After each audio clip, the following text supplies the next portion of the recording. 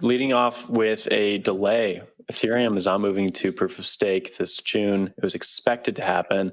Everything was lining up perfectly, but it's not going to happen. And now Bitcoin maximalists online are having a field day for once.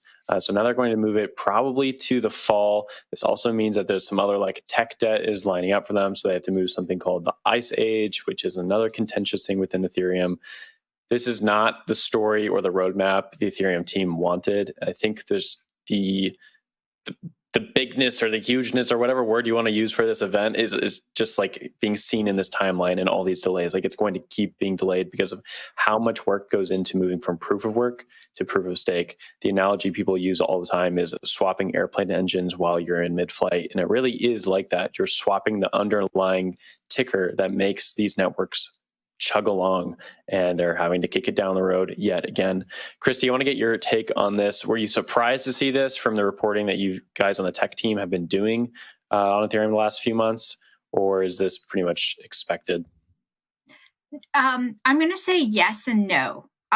Yes, I'm surprised because there's a lot of stuff that has been going right. There have been some test nets that have been going along swimmingly. There have been some forks that have been going along swimmingly, and everyone's like, yes, it's working. Every time we do something new in a test net, everything is chugging along.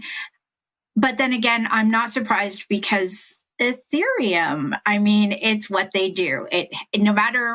No matter how well things seem to be going, Ethereum is always pushing things. I don't know, is this the third time they're going to have to move, or fourth time that they're going to have to move the Ice Age? It happens. More than that. Now, Tim Biko is still saying that it's going to be this year. Don't worry, folks, it's going to be this year. It just is going to be in possibly the third quarter as opposed to the second quarter or the fourth quarter of the year. So, yeah, surprised, kind of, but not exactly. Zach, what are you saying on it? You got to get this stuff right. There's so much value that's locked on the Ethereum blockchain. We look at it as the second largest blockchain by market cap. That's the easy way to think of it. That's just for ETH, right? There's so many other Ethereum-based projects that are out there that need to make sure that this thing works, right? So the idea that this is being delayed for a couple more months, hey, no big deal. We've seen this delay before in terms of years.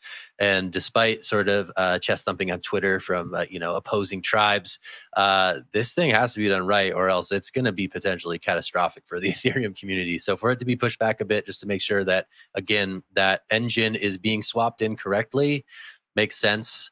Seems like it's hard stuff. I'm no technical mind, but those who are technically minded are working on this problem, and it's a tricky one. So I guess we'll give them some time. But yeah, delays are sort of the name of the game when it comes to ETH2. Jen, I'll toss it to you.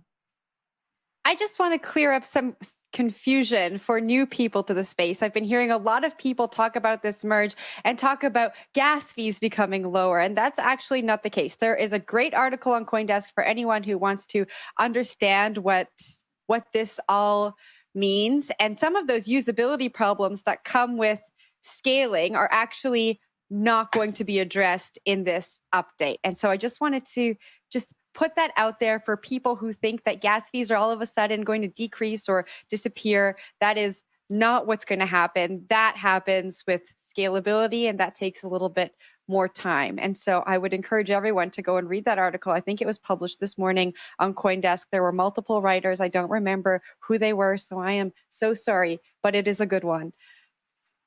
If you're talking about the scalability is not going to, the one about scalability, that is this morning's, it's actually from Valid Points newsletter that Will Foxley used to write for, and is now Sam Kessler wrote it, and you can subscribe to Valid Points and get it delivered right to your inbox every Wednesday. Well, maybe George Kaludis is one of the writers, actually. Yeah, he helped out this week too. Yeah. Wow. What a plug. What a lineage of writers on that newsletter.